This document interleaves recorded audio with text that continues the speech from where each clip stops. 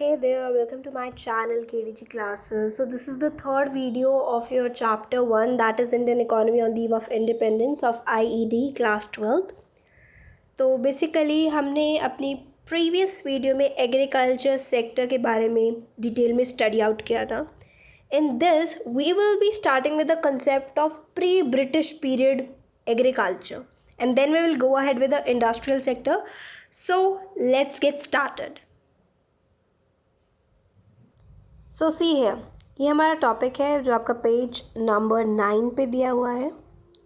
That is the pre British period agriculture. Okay, so this point.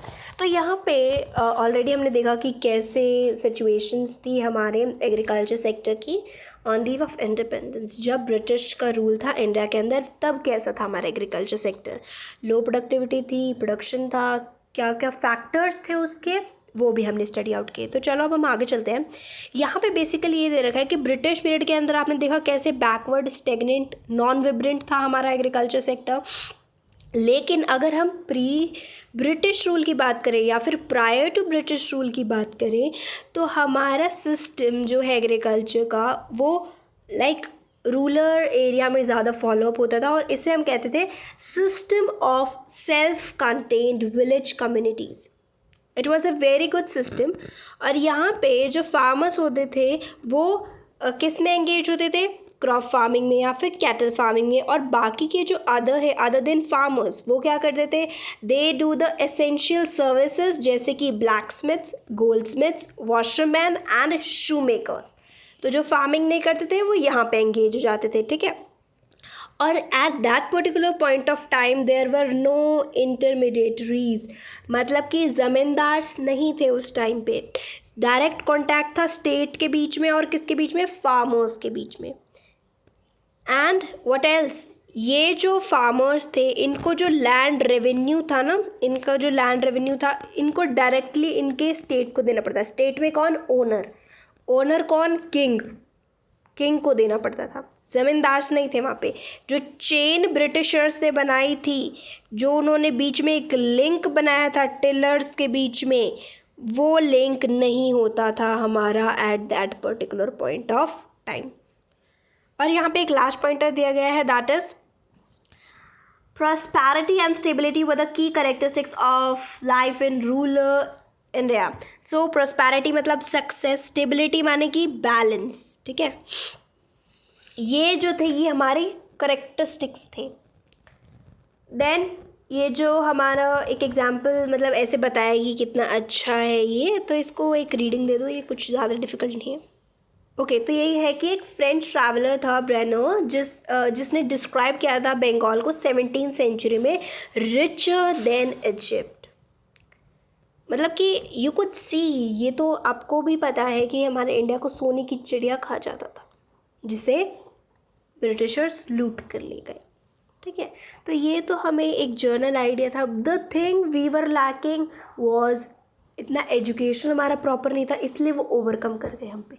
वरना अच्छे से educated होते, और वो like Indians are like soft hearted people, तो वो इसलिए ओवरकम कर गए. Okay, then this things apart, let us come back to the chapter. अब हम कंसेप्ट स्टार्ट करने वाले हैं, that is the industrial sector. Agriculture का हमने देख लिया. इंडस्ट्री का पॉइंट हमने पढ़ा था ब्लीक इंडस्ट्रियलाइजेशन, अगर आपको याद हो फीचर्स के अंदर. उसके अंडर हमने क्या पॉइंट डिस्कस किया था, उसके अंडर हमने डिस्कस किया था कि कैसे जो हमारा इंडस्ट्रियल सेक्टर है वो ब्रिटिशर्स द्वारा ख़राब किया गया. जो हमारा हैंडीक्राफ्ट्स है वो उन्होंने डिस्ट्रॉय कर दिया अपनी डिस्क्रिमिनेटरी पॉलिसीज़ के थ्रू. तो फर्स्ट लाइन देखो यहाँ पे, that is systematic deindustrialization is a term that describes the status of industrial sector during the British rule. Simple है कि इसकी वजह से ही हमारा जो इंडस्ट्रियल सेक्टर है वो ख़राब हुआ, डिस्ट्रॉय हुआ ब्रिटिश रूल के under. Now first, the motive behind the systematic deindustrialisation during the British rule in India was twofold. Now what is it.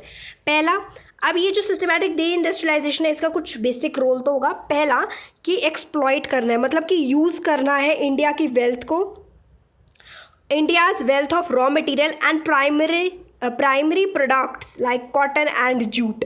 It was required to fulfill the emerging needs of the industrial inputs in the wake of the industrial revolution in Britain. अब ये क्या point है देखो, मैं explain करती हूँ, ध्यान से सुनना. यहाँ पे ये था कि हमारे यहाँ लैंड इतनी अच्छी सॉइल इतना फर्टाइल होता है, प्लस इतने वेदर कंडीशंस भी इतनी फेवरेबल होती है, तो अच्छे से ग्रोथ हो जाती है रॉ मटेरियल. जैसे कि कॉटन जूट ऐसे ऐसे अलग अलग लैंड है तो अलग अलग एरियाज़ पे अलग अलग थिंग्स प्रोड्यूस होती हैं.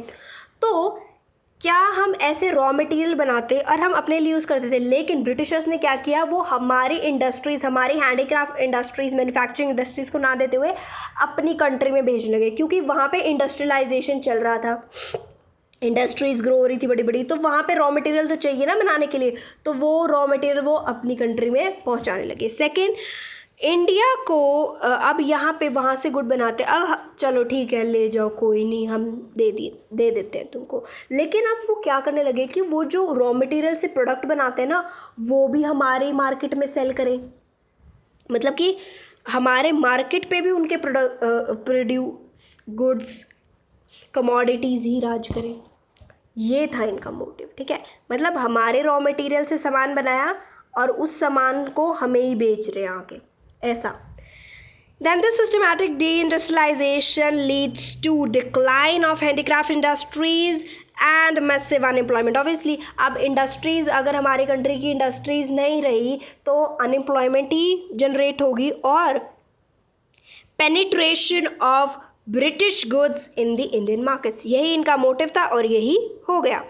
नाउ फर्स्ट पॉइंट जहाँ पे है कि जो हमारा इंडस्ट्रियल सेक्टर है इसकी पुअर स्टेट के बारे में बताया गया है, that is decay of handicrafts. अब ये क्या पॉइंट है देखो, before suffering the decay during the British Raj, handicraft in India enjoyed a worldwide reputation for excellence and quality. And the main reason of the decay of the handicraft is discriminatory tariff policies of the state. तो यहाँ पे ये है कि इससे पहले जो इन्होंने हमारे इंडस्ट्री सेक्टर को ऐसे ख़राब नहीं किया, उससे पहले कि अगर हम बात करें तो बहुत ही वर्ल्ड वाइड फेमस था. इतने अच्छे अच्छे क्राफ्टमैनशिप करते थे हम, इतना अच्छा वर्क होता था, स्टोन वर्क होता था, और क्वालिटी तो पूछो मत, इतनी बेस्ट क्वालिटी होती थी. तो ये पूरे वर्ल्ड में जो है ना ये फेमस थी. एक पिक्चर दिखाती हूँ आपको, उससे और अच्छे से क्लियर हो जाएगा. देखो यहाँ पे पिक्चर्स देखो, कितने अच्छे अच्छे वर्क किया हुआ है हैंडीक्राफ्ट्स का वर्ल्ड वाइड, जो बहुत ही ज़्यादा बिकते थे हमारे प्रोडक्ट्स, कॉस्टली भी और अबंडेंस में. ठीक है, चलो come back to the chapter now. अब यहाँ पे ये पॉइंट हमने डिस्कस किया कि पहले थे, और रीज़न क्या था इसके डिके का, डिस्क्रिमिनेटरी टैरिफ पॉलिसी जो लेके. अब ये डिस्क्रिमिनेटरी हम कर रहे हैं, अभी समझ लेते हैं क्या था ये.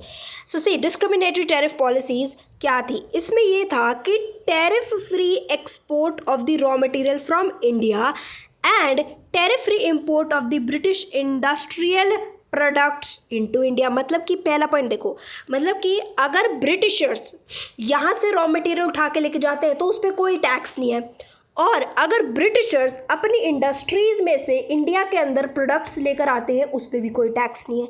तो यहाँ पे ये चीज़ थी. चलो ठीक है, कर लिया उन्होंने, लेकिन one more thing they have done कि अगर हम एक्सपोर्ट करते हैं, हम अपना सामान बाहर कंट्री में बेचते हैं, तो उस पर टैक्स लगा हुआ था. उस पर टैक्स लग गया, उस पर हैवी ड्यूटी चार्ज कर दी, तो वो डबल का बिकेगा.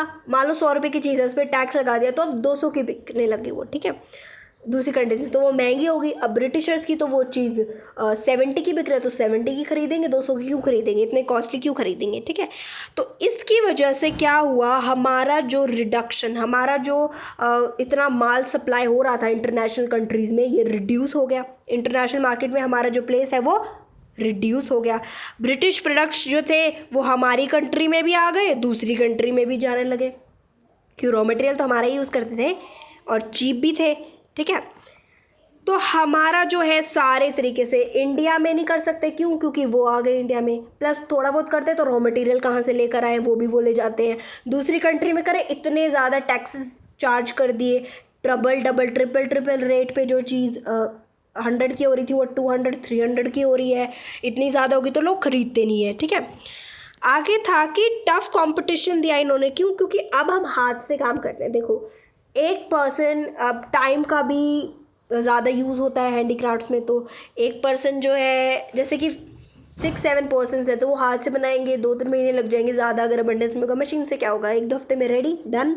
और क्या, क्वालिटी, हैंडीक्राफ्ट से गलती भी हो सकती है, छोटा सा एग्जाम्पल ऐसे समझ के चलो, ठीक है।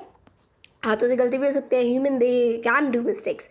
तो मशीन से तो वही प्रिंट बनेगा जो डाला है उसमें, ऊपर से चीप भी होते थे। तो ये सारी चीज़ें थी। और 4th पॉइंट यहाँ पे देखो मैंने मार्क करे हुए हैं, तो आप ये एक बार रीडिंग कर लेना, आपको बिल्कुल क्लियर हो जाएगा।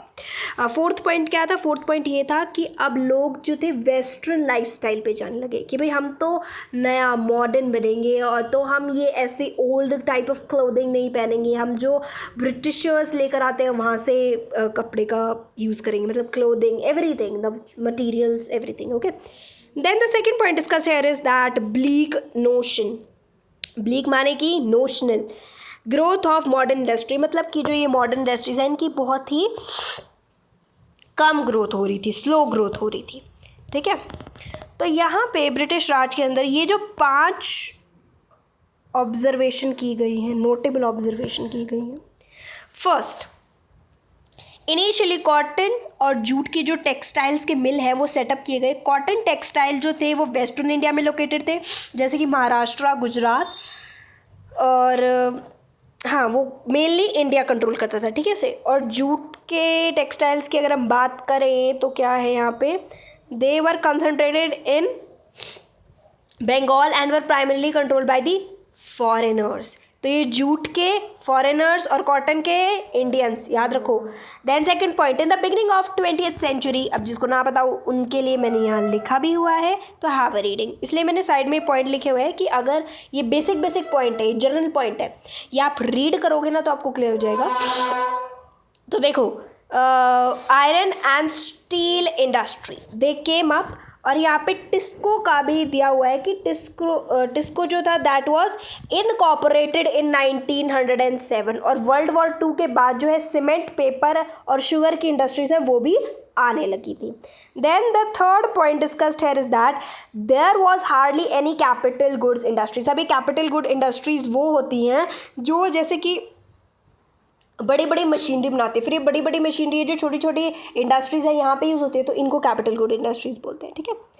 Then 4th point is contribution of the new industrial sector in the gross value added, GVA and GDP of the economy बहुत ही कम था। ये जो नई नई इंडस्ट्रीज आ रही थी इनकी GDP में और GVA में बहुत ही कम जो है प्रोडक्शन थी, कॉन्ट्रीब्यूशन था, ठीक है। 5th पॉइंट, जो स्टेट ऑफ पार्टिसिपेशन है मॉडर्न इंडस्ट्रीज की इंडस्ट्रियलाइजेशन की प्रोसेस में, ये बहुत ही लिमिटेड थी, ठीक है। जैसे कि वी से दैट ये जो ब्रिटिश का प्रोडक्ट था ना, यही घूम रहा था हमारे यहाँ, तो हमारे इंडस्ट्रीज़ को कहाँ से इंपॉर्टेंस मिलेगी। ये जो है ये पूरा कंक्लूजन दिया हुआ है जो भी हमने पढ़ा है, इसको एक सिंपल से मैं एक बार समझा देती हूँ, तुम रीडिंग कर लेना, वही चीज़ है जो मैं समझाऊंगी। हैंडीक्राफ्ट इंडस्ट्रीज़ का हमने डिस्कस किया, डिस्ट्रॉय हो गई थी। क्यों डिस्ट्रॉय हो गई थी? मेन रीज़न क्या था? डिस्क्रिमिनेटरी टैरिफ पॉलिसी जो ब्रिटिश गवर्नमेंट ने दी थी। जो ये मॉडर्न इंडस्ट्रीज़ थी ये बहुत ही कम ग्रोथ दिखाती थी हमें, ये भी हमने पढ़ लिया। जो कैपिटल गुड इंडस्ट्रीज़ हैं उनका हमने क्या पॉइंट पढ़ा था कि जो कैपिटल गुड इंडस्ट्रीज़ हैं ये हार्डली इन यूज़, मतलब कि कुछ प्रोड्यूस ही नहीं करती थी क्योंकि नई नई हुई थी, ऊपर से अमाउंट मतलब कम थी, इतनी ज़्यादा नहीं थी, कुछ कुछ इंडस्ट्रीज थी, ठीक है। द लास्ट पॉइंट इज़ कि जो ये हैंडीक्राफ्ट्स का डिकेइंग है और ये मॉडर्न इंडस्ट्रीज़ की जो इन्फेंट स्टेज थी या फिर ब्लीक ग्रोथ थी इनकी, इसका क्या प्योरली कंक्लूजन निकलता है कि हमारा industrial sector was also not in a good state on the eve of independence. अब हम आते हैं अपने